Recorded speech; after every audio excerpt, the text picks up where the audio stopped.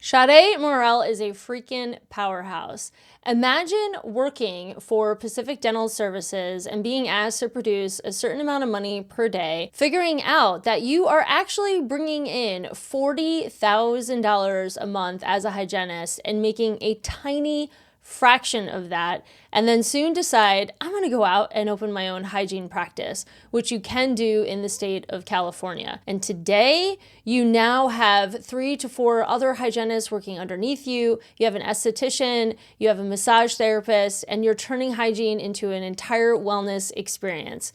That's what Sade did, and I couldn't wait to have her on The Real Talk of Dental to share her story and see how she's truly running hygiene in a way that completely disrupts the industry, in a way where so many hygienists are struggling inside their practices, either feeling like they want their own autonomy, or they feel disempowered, or they're not getting paid enough, etc., etc. And also working underneath doctors who don't truly understand hygiene in the way that a lot of hygienists want their profession to be recognized. Well, Sade is doing something about it. And granted, not every state are you able to have your own hygiene practice. However, there are a few, and she's crushing it in the state of California that does allow it to happen. There are numerous mic drop moments in this episode, and something that I really love about Sade is that she's so empowered and her confidence is through the roof, and she's not afraid to talk about numbers, and she's not afraid to say that she wants to earn a lot of money and do so in a way that helps other people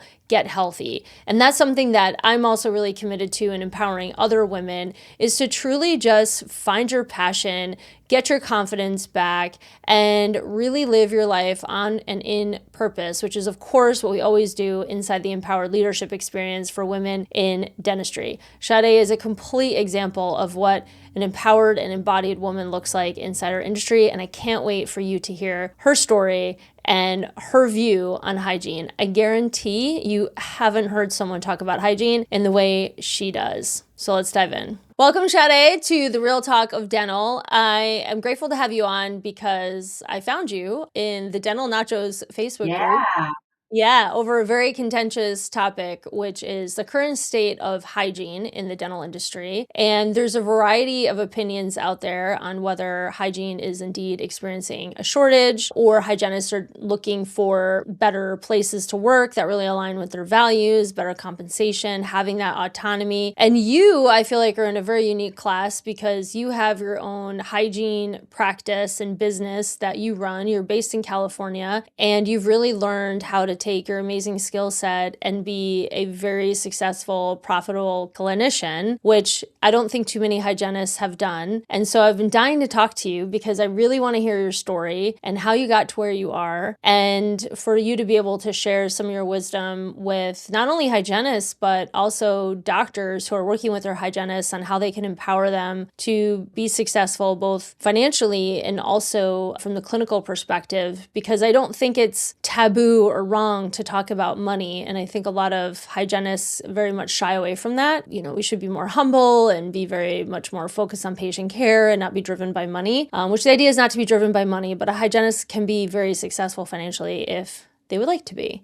So welcome. Thanks for, I guess, whatever I said, resonating with it. So, I'm always happy to get out there. And, I do spend a lot of time in those, and because I do really want people to see the perspective that it is possible. So thanks for having me. I'm Sade. I'm an RDHAP here in the state of California. And what that is I'm a registered dental hygienist in alternative practice. It means I expanded my license. I have an extra license to work independently outside the dental practice. Here in the state of California, you have the opportunity, if you've worked as a hygienist for at least 5 years, you got so many hours in, you have a bachelor's degree or an equivalent, you can apply for another license. You go to school and it's a 6 months program, and you take 2 more dental tests when you graduate, another law and ethic test, and this allows you to work outside the dental practice. Most of the time we work in homes, we work in schools, we see people that are disabled or homebound that just cannot make it to that traditional setting. And how it really started for me is most of my career. So I've been in the dental field for 16 years now. I started off as an RDA, and then I became an RDH, and I've spent most of my career in corporate dentistry. I spent 10 years at PDS, and that's a DSO, everybody knows. And originally, as an assistant, I mean, I just showed up to work. I love my team, I loved working, I love the organization. But after I became a hygienist, I was treated so much differently, right? So then I wasn't just an employee. I had to produce. There was actually a number attached to my name. So there was a chart on the wall, and it had the dentist, it had a hygienist, orthodontist, periodontist, and there was numbers attached to it. Like, oh, so I have to generate this every day. I don't just come in and clock in. So that right off the bat showed me now there's a number attached to me. So if hygienists don't know, there is an expectation of you to generate a certain amount. Okay, so I have to produce. This is what this number means. And so working for a business really taught me business, right? When I had good days or high production days, my name was in green. And psychologically, green means go, right? It means good, it means go. And days that I didn't hit that goal, my name would turn red. And that usually means stop or bad, right? And so that plays something in your head. And I'd be always taking notes. And that's when I'd start to figure out, well, how do I stay green? Because for me that's good, right? How do I stay green every day? And so I would start to look at the schedule. I'd really pay attention to the schedule. I would see what's on my schedule, and I realized that the front office, where I did notice a lot in the comments that dentists talk a lot about the hygienists and how much they make, but they never talk about the front. The front is what controls the schedule, right? If you are putting things that are $0 on my schedule, or we are not calling and confirming, that is where the schedule, that's what makes the day. Example, the office that I worked at, we saw all kinds of insurance. We didn't see Medi-Cal, but we did see a lot of HMOs. Obviously, we were fee for service. We saw PPOs. And I noticed that if I saw three HMOs back to back to back, I'd be like, oh, why didn't I produce so much? And I'd click into the chart and see how much that service was rendered for. And, there's a number next to it. If I did SRPs and it said it was like for $0. And so then we had to build in, laser and adjunctive services. And that's how that appointment became productive, right? It is because it was worth a certain amount of money. So if you are a hygienist and you are spending the same amount of time, whether it's a PPO or an HMO, if that PPO is worth 900, then you obviously made the office a certain amount, right? So if the person that's doing the schedule in the front is filling your schedule with HMOs, you can be just as busy, be just as thorough, but you were not productive. Does that make sense? Yeah, I love that. Something you really advocate for is hygienists understanding the numbers, and for the doctors and owner doctors to actually educate them on the numbers and what it all means and breaking it down for them, which I agree with you. I think there's a lot of offices that shield the hygienists from that, and then they have this expectation for them to produce. Yeah.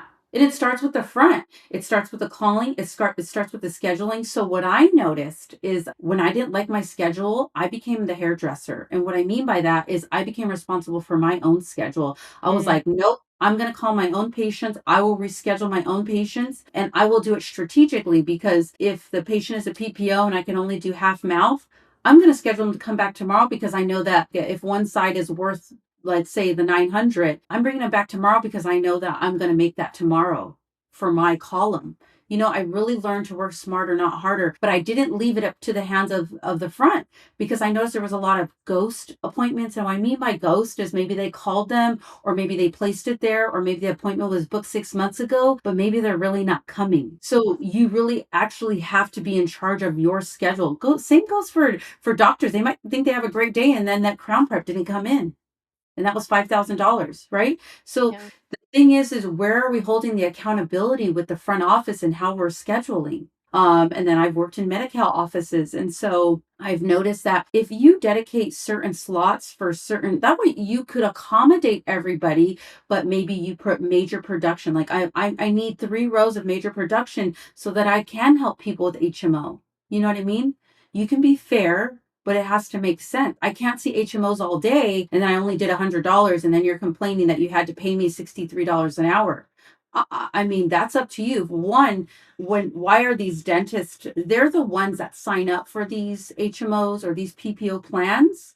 That has nothing to do with my clinicianal skill. That has to all do with them and what they are basically signed up for. You know what I mean? If they're subscribed to this, what does that got to do with me? I'm bringing my skill, I'm bringing my expertise. I graduated, I'm the clinician, I'm here to help you, but you want to sign up for all these low, returning insurances. So really that's what it comes down to, is like they're fighting the insurance, but then they're blaming that person. It's like, hey, I came to work for you and they told you they would pay you $13. I Mm. didn't say that. I think like anybody, you hit a ceiling and you want to know, well, what's next, or what can I do to earn more, or what can I do?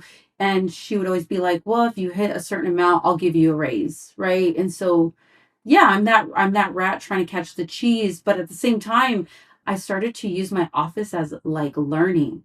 I was like, this is how we do business. Oh, okay. Like, and what I realized is I would start printing my provider report, because they could say, like, well, you don't make this much, or your hygiene's this or that. I'm going to print it and find out for myself. So Mhm. the report doesn't lie. At the end of the day, the numbers don't lie. Somebody can say this or this, but when I printed it, I would notice that I would continually bring in 40K a month. Wow. 40K I was bringing in. I was doing 2 columns, I'm working hard, so you could say what you want, I would print it, and that's how I got my raise. Because I would circle the number, and I'd be like, "If I was getting paid like these associate doctors and you were actually paying me 30%, you'd be paying me a lot more." So then I would know my worth, literally on paper. I didn't have to guess or be like, "I feel like I make more." This is not about feelings, it's about numbers. So I knew my worth. I absolutely knew my worth, and that's how I continued to get raises. I knew what Oh, I was yeah. bringing to the table every single day. Mhm. Yeah. So I knew what they were collecting, I knew what they were writing off, and a lot of times I didn't agree with it. I was like, "You basically wrote off that cleaning. You could have told me, we could have resent the claim, I could have redid the perio probing." A lot of things get missed in the front, and I never hear them talk about the front. Yeah, that's huge. I love what you're saying because somebody else I spoke with a while ago who focuses on commission as well as a hygienist, and she was even saying the inverse of that, right? Like a lot of hygienists are looking for raises and then, looking at the numbers going, "Oh shoot, like yeah, I could be doing better." And to really focus on developing skill set and art. And I think too sometimes things get missed where hygienists don't charge for everything that they're doing as well. So there's a lot of stuff that's given away. That's something I've noticed from my perspective, as a coach. But I love how you really were empowered to do that. And so, was there a specific pressure that you were under? I know you were looking to earn more money and coming up with your own data to prove that. But then was there also this pressure that you needed to fulfill on these metrics like every day or every week? And that's what also had you super focused Absolutely. on the numbers? Oh, absolutely. I think like I was saying, so when you clock in for the day, you go to the back, you pull up your schedule, everybody's name is on the computer, all the dentists, all the hygienists, everybody that comes in. And if they're hitting their goal, they're in green. And if they weren't, they were either yellow or red. And so that continuously stayed. I don't know. I could be maybe because I'm very competitive, or just by sport. I'm just like, okay, I want to hit that goal. Or what does that look like? Or I'm just very inquisitive. I'm like, so how much more do I have to make to be green? You know what I Yeah. mean?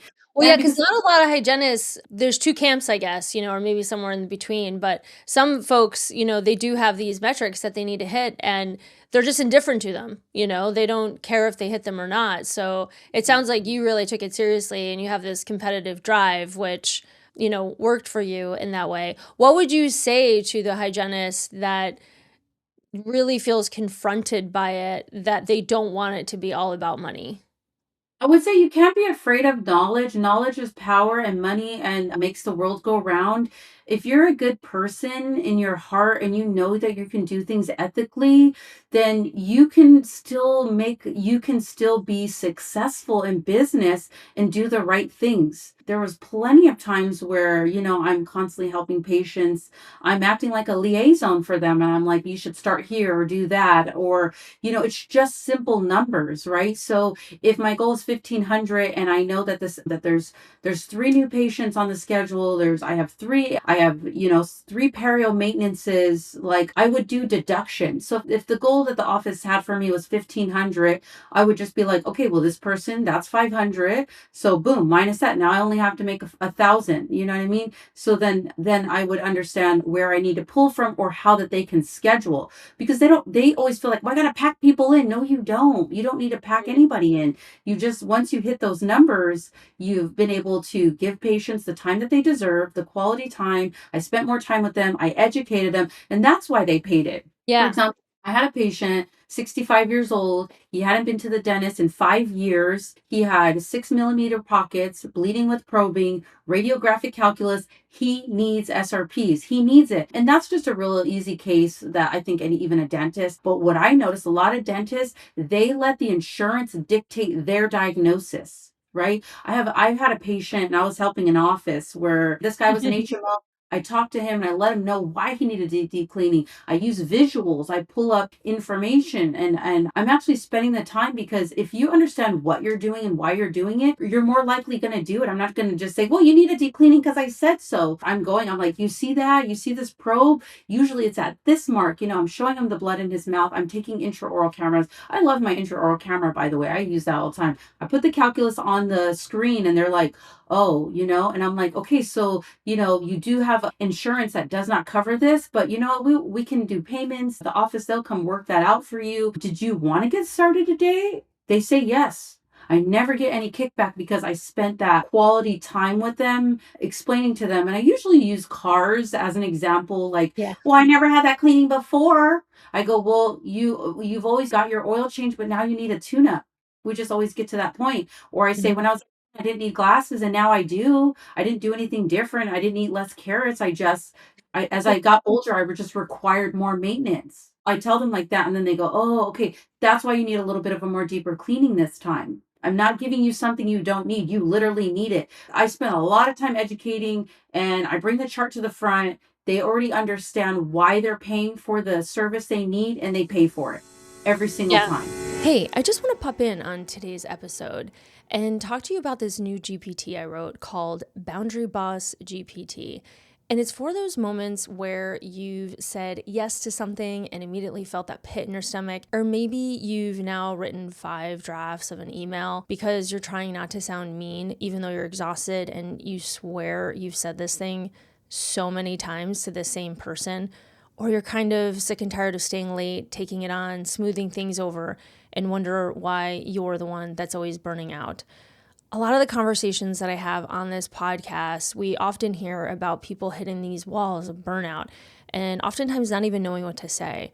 So that's why I built Boundary Boss GPT. It's kind of like having me in your pocket when you're about to respond to a text, email, or team issue, and you just don't know what to say because your people-pleasing brain is completely hijacking you. This is going to help you have clarity, confidence, and self-respect without the guilt, over-explaining, or the drama. Go ahead and grab it in the show notes below. It's totally free, and you're going to love it. Okay, now back to this awesome conversation. Yeah, it sounds like you have an incredible skill set that you developed too in education, and you're clearly super passionate about it, which helps too. Like, you're very committed to the wellness of your patients, which makes it convincing. Where I think, like you're saying, some people are so intimidated by talking about what's truly in the best interest of the patient because they quote unquote Exactly. feel bad Yeah. about the finances of it, which isn't your job, right? It's your job is to treat and take care of the patients and let them decide. And that's something that I learned early on too, because obviously from a coaching perspective, right, it'd be challenging to, like, I would feel bad too. Like, I maybe would see somebody and think, oh man, they're probably in hard times or I could be able to afford this. And then I realized that I was robbing them the dignity of making a decision on their own. Like, they get to decide how they want to use their money. It's not my choice. So if maybe there is somebody that doesn't want to invest in spending money on their clothes, but they would invest in their health. Like, who the heck knows? But I at least want to give them the choice and they get to choose, right? And so I think when people get over that, It's autonomy. At the end of the day, it's autonomy. People that they'll come in with eyelashes and fake nails, and they're spending hundreds there. And the dentists are afraid to talk to them about the cleaning. That's why it's not their area, to be honest. Let me do my job. If you let me work at my full potential, I'm going to get it done. I really don't need to be babysat. I'm a homeowner. I own multiple businesses, but when I go into the office, you feel like I'm here to help you and help your business. But they always get like, well, I got to do this. I got to. No, you don't. You really don't. You just gotta let me do my job. And so that's Yeah. why I think a lot of hygienists, they feel like their hands are tied is because the dentists don't really know business either, and it's not their fault. It's just that it wasn't taught to them in dental school. They were busy learning about dentistry and mostly restorative care. They spent a very limited time on hygiene in dental school. And then actually, if you pull a dentist curriculum from dental school and you pull a hygienist curriculum from hygiene school, obviously that's our specialty. We spend hundreds of hours, 2,000 plus hours on this topic at hand. And then our teaching style is preventative care, where theirs is restorative. Just let me do my job, and you do yours. And actually, if you just let me do my job, I will funnel the restorative to you, and you can actually do those big cases that you want to do. Why would you want to run around doing my job all day? Really Yeah. silly, willy-nilly stuff. It's like Yeah. it doesn't make sense. Yes. Okay. So, how did you get to opening your own practice? Like, what was the leap? Gosh, okay. So then after being a hygienist for 10 years in corporate, and I realized I learned a lot. Like, I am so thankful for that time. I heard through the grapevines, and actually, this license has been around for more than 20 years, but nobody really talks about it because even these hygienists are afraid to talk about it, or I don't know what's the issue. But, anyways, I heard through the grapevine one day, like, some girl was over talking in the front, like, oh, send her to what's her name, because somebody could no longer come into the office. They were getting really old. They're like, "Oh, send it to her. I think she's like an RDHAP." And I was like, my attendant was like, "What's that?" Wait, they work outside of this office? I don't have to be here every day. So of course, I immediately Googled RDHAP, and I already had everything that I needed to become it. I'd already been hygienist for so many hours. I'd already had the bachelor's degree. I had everything to go, and I signed up for it right away because I wanted to do something different. I wanted to do something more, and I was really so tired of having my hands tied. I Mm. think if hygienists had diagnosis, and obviously we only want to diagnose hygiene, we could care less about diagnosing restorative. It's not our forte, right? If the hygienists, if they expanded that autonomy, hygienists would stay in the office, because then we could have more say over the schedule and the diagnosing, right? Because we're looking at a set of x-rays, they're looking at the x-rays. If I see Mm. something and I know it isn't right, but this is the person that signs my paycheck and gives me money, I don't want to work here no more. So we always, when you hear about a hygienist talking about, oh my God, I found my unicorn office, it's because there's not so many of those. They don't exist. It's something that's unreal. I found something unreal. Why is that? Because I don't have the autonomy to tell the dentist that we can come together and be like, hey, doc, this is what I see. Oh, this is what you see. Okay, this is what I'm recommending we do today. Oh, but you're the boss? Okay, so you want to give him some shitty work? Okay. Oh, okay. So I just sit here Mhm. because just having associates, or you don't think I know my shit? Oh, all right. I guess. Oh, well, like if I can't say nothing and I can't do nothing, and you just want me to twiddle my thumbs and just generate however you tell me, I mean, you're just doing poor business. And that's why the patient ends up like, they have a bad experience, they don't come back, and it's just this big cycle of like, the more that you let people work at the top of their profession, the better it is. Win-win. It's better for the patients, it's better for you, because I'm doing my job, you're doing you could focus on your job. Why would you want to micromanage me? Yeah. We all want the same things. Like they work hard. I see these dentists working hard. They work harder than they have to work. So anyway, what got me to that point is those things, Yeah. is those associates trying to compete, me not having like full say over my schedule, and I'm working really hard for peanuts. Not Yeah. peanuts, but for Right. I'm seeing 40K that I'm bringing in, and I know I'm getting a tiny, tiny, tiny portion of that because I'm a hygienist. So when I found out about the AP, I said, oh, okay, so this gives me the opportunity to work outside.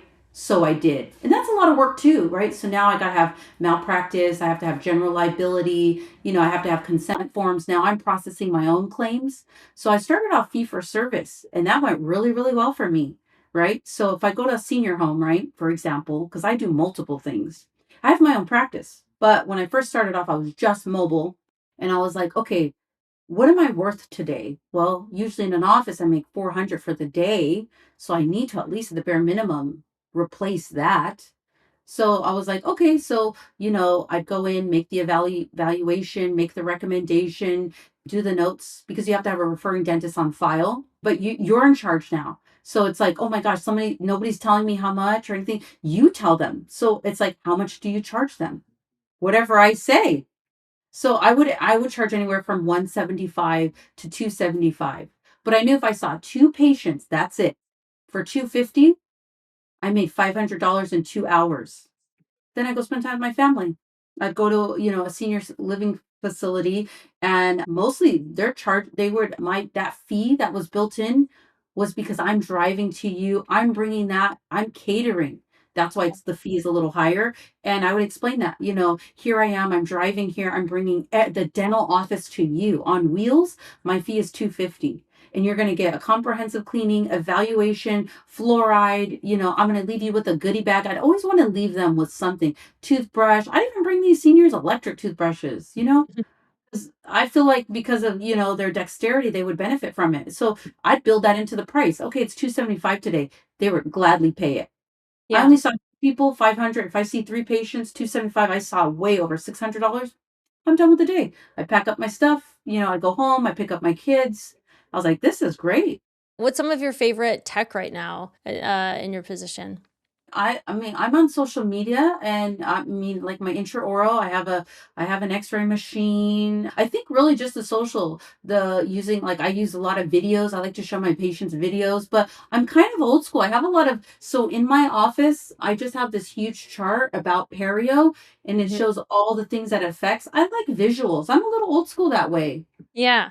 I think Yeah. that really helps, and something I just kinda keep hearing, like, the through line in everything you're saying. I mean, 1, you're incredibly empowered and passionate about what you do, and you have so much confidence, which is awesome, and it sounds like maybe you got some of that from your mom, just kinda picking up on that too, of her really Yeah. encouraging you to inform yourself, but you yourself got really educated, so you understand the power of an education, and then now you're educating your patients as well, and again, you're taking the time to really educate Show them you. so that they can make a good choice, you know what I mean?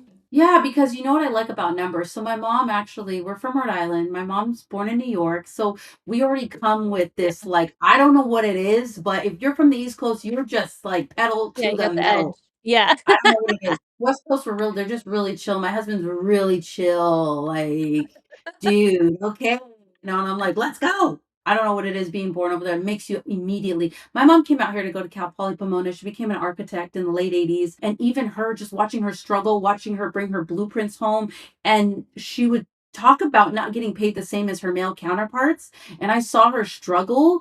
So then I saw my mom go back to school to become an accountant. So she replaced numbers with numbers, right? And then Yeah. she started to get the respect that she deserved as an accountant, but not as an architect. So my poor mom, I just really watched her and I took in everything. And actually, she ran there's a women's business center here in San Bernardino County. She ran that for 16 years. She helped women open businesses, business 101, what you need, how to get started. She does grant writing. She made me take her course and I had to pay for it too. So 16-week course and I learned a lot. So I Yeah. really learned a lot about business through my mom, at the Women's Business Center. That was like, I learned a lot from that. And then numbers, they just fascinate me because they just are what they are. So actually I made this when Mhm. I left my job and it says let's do this and it's $300 a day. Every day is worth 300. Doesn't mean I'm going to make it because I was like, well, I'd like to make $18,000 a month, right? I just Mhm. want to make it. It's just a number. It's a goal. Doesn't mean it's going to happen. But I was like, well, how do I get there? So if there's 30 days in a month and every day is worth 300, because I was like saying at the bare minimum, even though I was making Yeah. 400, if I cannot do 150, two patients, that's $300. So if I make that every day, I'm going to make $18,000. That's it. So, but see, like one day I would do 141. See, well, this day I did 141, 149. Maybe I'd have two pair of maintenance, but some days I'd do 1,800. So I knew I'd always hit my goal if I have this calendar. And it sounds like you're earning that kind of part-time, Yeah. right? Because Oh, if you're just oh. doing, like, 2 Now, so I've been at RDHAP for 7 years now. Yeah. So I made this right off the bat. So every day I could look at the calendar and see how much my day was worth. But I'm showing this That's to you a great because idea. A number is a number, like, it just doesn't lie. If you know your numbers, you're ready to go. I mean, you're incredible, and I think you're a unicorn in the industry. Thank you. That's why I wanted to have you And I'm on. humble But too, you're like, I'm an open book. I'm here for us to all get it. We can yeah. all do this. My favorite saying is there's enough plaque to go around. There's enough for everybody. We can all be successful. We really can. There's enough patients to go around. There's enough teeth. People are growing teeth every day. I have to go clean my 6-year-old's teeth. She got plaque ready right now for me. So there's just enough for everybody. I think if you keep that frame. But so after I was mobile for 2.5 years, I was like, I want a spot. Like I want like a spot. What does that look like? And the law here is if you're in a dental shortage, then you can open your practice. And I was like, well, I live here. How do I make this area dental shortage? So it took me about 1.5 years to designate my area. And what that consisted of is I had to call about 500 dental offices to verify if they were Medi-Cal providers. Because when people Mhm. think of dental deserts, I think they're picturing tumbleweeds or Yeah. cactus. A desert doesn't necessarily mean that there's not necessarily a dentist there, or it's like in this way off rural area. It means there's not enough dentists that are providing services to people low income. That's Mhm. what it means. That's the shortage. So I'd call every office and I'd pretend like I'm a patient. Hi, do you take Medi-Cal? Do you take Medi-Cal? Because I saw on their website that they took Medi-Cal and they didn't. So they either did not update that the doctor that was registered as a Medi-Cal, maybe he retired, they moved out of state, they just weren't practicing there anymore. So I created an Excel spreadsheet and I updated the whole area and I was like, no, these people are not taking Medi-Cal. That's what opened up the space for me to be needed. And Mhm. once the dental board approved it, it took 1.5 years. They finally approved it. Then you had to let them know what street you were working on. And if by street they were willing to approve it. And they approved my building. And of course, I kept working. So I didn't just go cold turkey. When I started doing mobile, I kept my day job. I just started cutting the days because I had to build. I had to build going and dropping off my flyers and getting into the community, going to community centers. Like I have to do those things, but you're not going to build patients overnight. So that's what I teach APs too. I go, don't just leave your job because then you're going to set yourself up for failure. You're going to be like, I'm not making this much money. I got to go back to work. Just slowly. You cannot work for this person full time and expect to work for yourself, but you Right. can slowly make the transition. So I had to keep my job. So during my lunch break, I'd be calling offices. And because then if I wanted to get a lease, right, to now, boom, now the area is designated. So now I got to get approved. So you want to get a lease? They want to see $10,000 in the bank. They want to see a credit score. They want to see a working history. They want to see your W-2s. I had to still maintain all that to get approved for that lease. So now I can lease this building, right? Yeah. So I had to Yeah. keep this job, start a business, and then get approved for the lease. Once I got the lease, I got in. Now I'm like, okay, now I got to figure out how to pay this lease, the lights, the overhead, the electricity. Now I got to come up with $1,000 extra a month, right, Yeah. to get Yeah. get the doors going. Is my time, my flexibility, my autonomy worth it? 100%. There's nobody hovering over me. There's no dentist around telling me I need to do this. I come and go as I please. But this took years. So the first couple years I worked and then I worked my office, I built it, and then I had to renovate it, and then I had to make sure that it was meeting the codes of standards for a health clinic. So I had to do a lot of work. I invested at least 25,000 for in my first building, so that was a lot. And I had to be compliant and get the zoning and all that. So there was a lot that went into that. Yeah, yeah, there is, but it sounds like on the other side of it, there's an incredible amount of freedom and autonomy, and you get to 100. run the business like you want. Yeah, yeah, yeah. Gosh, Sade, you're incredible. Just what a Thank you. force you are, and I'm so grateful to have had this time with you, and for you to be able to tell your story, to be able to inspire like other hygienists, and also to inspire owner doctors or associates, even clinicians, to Oh really. god, I would love to, like I was talking to a dentist not so long ago because he found me in that chat too, and he had the same thought as me, and I told him, I said, I go, I've been building a template, and there's probably templates, there's dentists selling things, but just from my experience, I've been building a template for years now of what worked, what didn't work. I literally have notebooks full of like, Mhm. this situation should have went like this, you know? So I've been building a template, and I think that is my ultimate goal, is to even train dentists, or at least show them like how you can have a great successful hygiene department. You got to loosen up your reins, you know? And accountability is important, and numbers are important. And talking to hygienists, like, you're not Mother Teresa, you're here to get a paycheck. You can still do good by your patients, giving them quality care, and you can still pay attention and understand numbers. You know that you're here for the $50 an hour or whatever you're making, right? That's a number. Why can't you know the other numbers? You can know all the numbers just fine. You don't have to be afraid of numbers. And it's just like, because they put this taboo on it. It's like, what do you guys want from us? You don't want us to look at the numbers, but you do, right? You know, I challenge people all the time. They're like, we don't have hygienists in our office, and because they see it as an overhead, right? And I'm like, yeah, but I brought 480K to my office, so that's something you missed out on. Well, we're Yeah. not here about the numbers. Yes, you are, because then why is every forum about the numbers then? Like, just Yeah. be honest. You just don't understand how to streamline the hygiene department. You know what I mean? If you're trying to scale up, you're either going to stay small, and that's fine. Some people are fine with staying small. Now, how can a dentist grow if he's doing hygiene work? Right. You are not working as a dentist if you're scaling what I'm supposed to be doing all day. And that's what it is. It just comes down to feelings. I just say, like, aren't you supposed to be doing some crowns today? You can do Yeah. that clean all you want, but that's a hygiene job.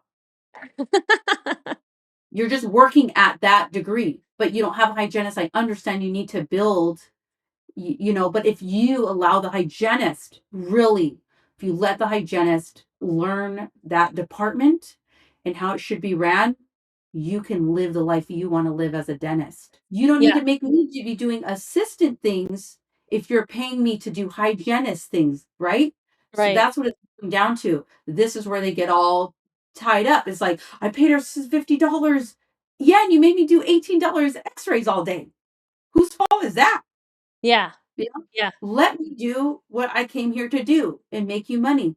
I love how you approach it, and you really sound like somebody whose eye is always on the prize, which is awesome. And like the tenacity that you have is super admirable. I absolutely love it. Yeah, so thank you so much for being on. I feel like there was about 700 mic drop moments in this conversation, so I really appreciate everything that you shared. And we'll probably have to have you on for maybe a part two. Part 2, because now I have a new office.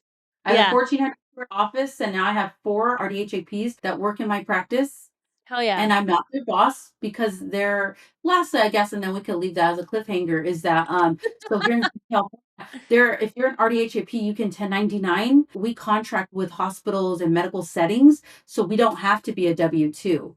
And so these Mm, hygienists, when they approached me, they were like, "Oh my god, I wanna work with you. What do we do? And I'm like, "Oh my god," and now I gotta invest in a new office. Luckily, 3 doors down, a salon moved out, and I took it over, and love I it. built 4 rooms. And luckily, it was a beauty salon, so I went down to the city, and it was zoned for esthetician, for beauty. So I rent space to an esthetician and a massage therapist right now. So I've really converted hygiene to like this health and beauty wellness center. So that way, when these people come for cleanings, they have to stop and see that someone gives massages here. Hmm. I love that you are transforming the industry, girl. This is incredible. All right, well, we're gonna save this for part 2. Yeah. Right. This is definitely a cliffhanger. So, Yeah. thank you so much for being on. You're incredible, and I can't wait for our next conversation because you're blowing my mind. So, thank you so much. Yeah. You're welcome. Thanks for having me. You just listened to the real talk of dental. If it hit, if it stung, if it made you feel just a little more human, good. That's the point. This isn't about fixing practices, it's about healing people. And if you're brave enough to show up real in this industry, you're my kind of leader. Subscribe, call in, send your wildest workplace confession. And most importantly, don't clean up for anyone. The mess, that's where the magic lives. We'll see you again on the next episode.